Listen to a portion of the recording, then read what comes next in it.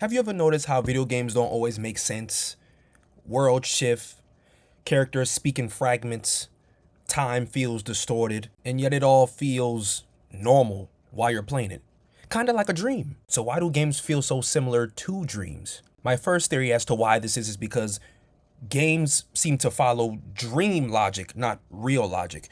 In dreams, events don't need explanation. Shit just happens. Whereas in games, you respawn after death, you can carry up to 20 weapons and millions of items in your inventory bag. Worlds exist without realistic structure. The key differentiating factor seems to be that games prioritize experience over realism. Some key examples of this, spoiler alert, you've heard it millions of times because I always speak about it on this channel, Elden Ring. It uses a vague narrative, unexplained events that you come to find out by speaking to NPCs and engaging with the world. Games like Bloodborne, where there's a shifting reality and there's an unclear truth. And then you have games like Zelda, where there's puzzle logic over real world logic. So I guess a key similarity between dreams and games is that, like dreams, games don't need to make sense. They just need to seem as if they make sense. They just need to seem as if they feel right. My second theory as to why games can be reflective of dreams is that you accept the world without question. In dreams, you never stop and say, this is weird. You know, it's kind of just a dream. You're experiencing this and it's like, okay, you're going with the flow. Whereas with a game, you're instantly thrusted into this world where you have to accept rules. There's really no questioning the mechanics or the logic. You either comply or it's goodbye. If you don't abide by the rules that have been predetermined by the developers, well, how can you adequately complete the game? You can't, because you're not engaging with the rules and the status quo of which they have already outlined and predetermined for you. Whereas with a dream, it doesn't have any of that prerequisite structure. It has none of that at all. I think the reason why you are so acceptive of mechanics and you don't really question the rules of the game is because your brain can quite easily adapt and adjust to new internal rules fairly quickly. You see this reflective in things such as school. When you go to school, you're getting a new lesson plan from the teacher. You're learning new rules and regulations of what you need to abide by that are not the same as things you need to abide by at home. Your brain quickly adapts to these things and you're kind of like, oh, okay, well, I guess it's the new status quo, and you just go about your merry way. I think that's another similarity between the two. And in lieu of that, this creates immersion within the game and even in the dream if that's what you were doing. But in the game, more importantly, that creates immersion. You become lost in the world and the characters in the story. And this also kind of facilitates a suspension of disbelief. Whereas your gut reaction, your knee-jerk reaction would be like, I don't believe this shit. I don't care what this is. It kind of puts that off and you kind of accept it for what it is and what it seems to be, as opposed to what you would have thought it was had you not been dreaming. So to sum up what I just said in a sentence, because it might have confused some of you, the moment you pick up that controller, you're in a dream. My next theory as to why video games are similar to dreams is because you are both present and you're detached all at the same time. In dreams, you are in the dream. You are the main character. You are the protagonist of that story. If you have a dream about going to the ice cream shop with your mom and then you guys leave and you get attacked by zombies, that's the dream. That's your story. You're the main character of that. But at the same time, you're not in full control. Whereas in games, you control the character. You're in the driver's seat. When you're dreaming, right? Your mindscape is what's controlling that interaction, is what is in control of that endeavor. You're just a passenger who's going on the ride. You know what's happening. You're cognizant. You're with it. You know what is going on, but you have no influence over those actions. Whereas in a video game, it's the polar opposite. You not only see what's going on, you're not only a part of the story, but you're literally controlling the story and influencing the actions that are transpiring in front of you. So whereas dreams grant you awareness and removes control, video games grant you control, but to a limited extent. So ironically, between dreams and gaming, there's this sort of duality to it all. You're both the participant and you're both the observer. The effect is that there's this strange cohesion between connection and distance. You're there, but not really, all at the same time. Theory number 4, time feels different in games. In dreams, time is inconsistent. Hours can feel like minutes. If you're dreaming, the last thing you probably remember is you going to sleep, or even more interestingly, you remember what transpired in that dream, but you're not all too sure. You're not really keeping track of time. That's not something that is really being measured while you're dreaming. You're just observing the events of what you're seeing as you're sleeping, but you're not really keeping track of the time. Whereas with a game, you lose track of time essentially. You could be playing a game for hours. You could be playing it and it seems as if you didn't really accomplish anything at all. Game time does not equal real time, whereas dream time doesn't equal any time. So an example of how you would lose time when it comes to playing a video game, think about the games we play now. A lot of games that are very popular and successful and are well renowned. These are games that have open worlds, games that are expansive. We see this in games that are created by FromSoft, Souls games. You see this in one of the most newly published games like Crimson Desert, which just came out a couple of days ago. There's this open world and you have so much to do, so much characters to interact with, so much weapons, so much upgrades that you need to potentially acquire or that you have a desire to acquire. Or maybe you just want to roam around the world and listen to music. I saw in a comment section today, some guy was like, I just want to get baked and roam the map for 3 hours. Hey man, I feel you. I don't smoke or nothing, but I understand what you're saying.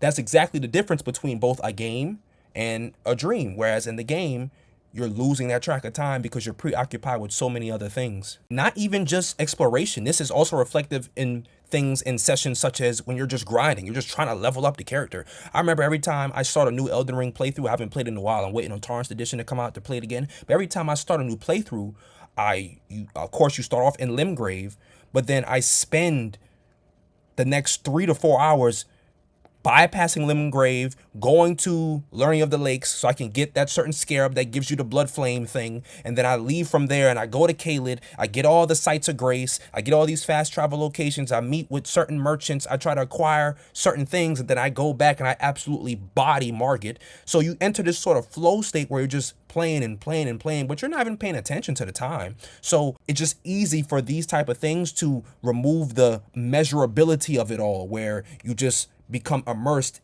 in what you're currently experiencing. Dreams don't do that, but I guess as some sort of ultimate similarity, games like dreams exist outside of normal time. My next point, and that is that symbolism that exists over explanation, it seems to take precedence over it. In a dream, you communicate through symbols, through emotions, through people, through abstract ideas. Whereas in a game, you do the same thing, but the environments can represent the themes, the bosses can represent certain concepts and things that the developers may want you to take away from the game in whole, and the worlds can sort of reflect internal states. Examples of this can be Silent Hill, which seems to want you to internally to be reflective of the internal state of guilt and trauma.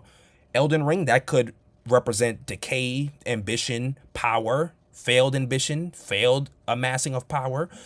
A game like Journey, that could mean life, connection, transcendence. If you have something like Pokemon that you're playing where it's just about exploration and fun and togetherness and being social. The key thing, I think, is that games don't always tell you what something means. They just let you feel it instead, and then you come to your own conclusion as to what meaning you want to portray onto that thing. My last point, and that is that surrealism creates a sort of emotional impact. And what I mean by that is that unreal elements, they make experiences stronger, such as floating structures, impossible spaces, abstract enemies. These things, the whole surrealness of it all, how it can seem as if it's not real, that in and of itself is what creates that emotional tie to the game. Think about when you play a Souls game, when you're fighting Millennia or you're fighting any boss in general. It's hard. And that in and of itself is what creates that emotional feeling that you attribute to that particular game. And when you hear a new Souls game is coming out, or you hear about a new Souls title or Souls like, you immediately already have decided, okay, this game is going to be hard to complete because you had that previous experience where it was very difficult to defeat that boss. And the reason why I think this works is because it breaks expectations. It increases the emotional response that I just talked about.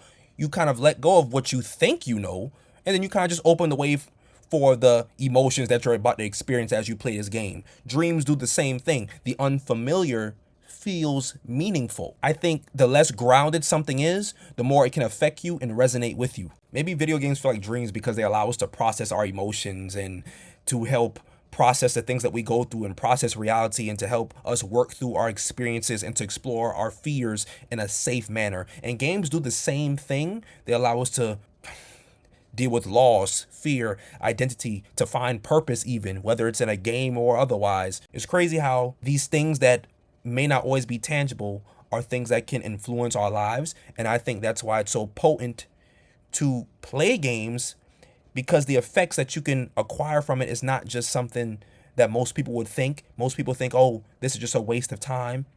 Not really. Is it a waste of time when you dream? No, because you're hoping for something better to come on the outside of that.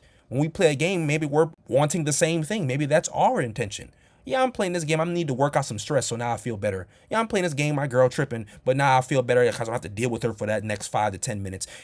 We come out utilizing a different perspective once a game session is finished, and I think more people should realize that it's so much more than just controller and button mashing and a waste of time, when in actuality this is a form of therapy. The thing about dreams and gaming is that they're both spaces where things don't have to be literal to be real. And maybe that's why certain games stay with us more so than other ones, because they don't just feel like something we played, they feel like something we actually experienced and went through. Now, I don't think video games feel like dreams by accident. They sort of mirror the way our minds already work: abstract, emotional, symbolic. We like to place our own sort of definitions onto things, even if that may not be right in that certain moment. And I think a dream does the same thing, just in a way that you're not directly interacting with it. It's more so in an indirect way that's completely internal. And it's not always logical, but it's always meaningful. It always has a particular impact on a certain person, and that impact can differ between multiple different people who interact with both dreams and games. And maybe that's why the best games don't just entertain us, they stay with us. Like dreams, we never fully wake up from them. I'm Harlem. Thank you for watching, and I'll catch you in the next one.